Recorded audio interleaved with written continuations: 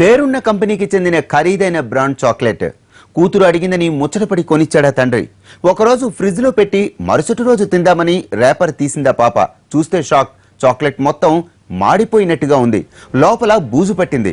Time బాగుండి chocolate మొత్తం open చేసి చూడబట్టి సరిపోయింది, కానీ చూడకుండా రేపర్ తీసిన వెంటనే నోట్లో పెట్టుకుంటే ఏం జరిగి ఉండేదో.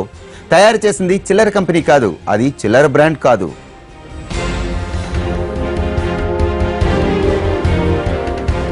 విజయవాడ పటమటకు చెందిన నరసింహారావు తన కుమార్తె ఈ పేరున్న బ్రాండ్ చాక్లెట్ కొనిచ్చారు. దాచుకున్న పాప వీకెండ్ లో జాలీగా ఎంజాయ్ చేస్తూ తిందామని బయటికి తీసింది. అదృష్టవశాత్తు చాక్లెట్ పెద్దది కావడంతో కొంచెం కొంచెం తుంచుకొని తిందామని రేపర్ తీసింది. తీరా చూస్తే ఇది పరిస్థితి.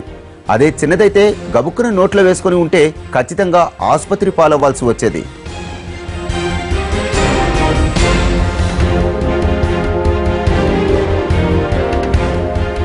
పెద్ద పెద్ద బ్రాండ్లే క్వాలిటీ విషయంలో ఇలా ఉంటే ఇంకేం చేయాలని ప్రశ్నిస్తున్నారు నరసింహారావు. చూడకుండా తిని ఉంటే పాపకు చాక్లెట్ రూపంలో విషం కొనిపెట్టారని బాధపడాల్సి వచ్చేదన్నారు.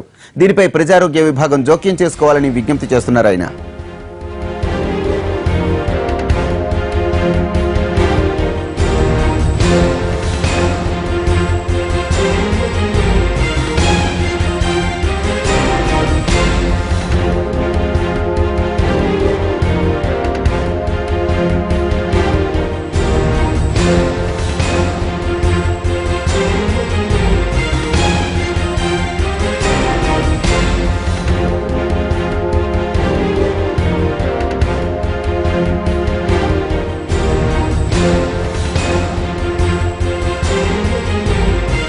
మార్కెట్ 15 days అవుతుంది approximately.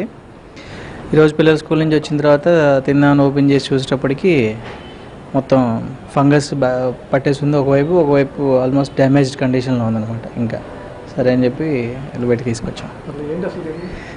Cadbury chocolate temptations క్యాజు flavour అది ఐటము. సరే ఇష్టం అంటారని చెప్పి తీసుకొస్తే బ్రాండెడ్ సెగ్మెంట్లో కూడా ఈ విధంగా జరుగుతుంటే ప్రాబ్లం అనమాట. ఇది అన్బ్రాండెడ్ సెగ్మెంట్ రోడ్ నెంబర్ కొనుక్కుందా కాదు కదా.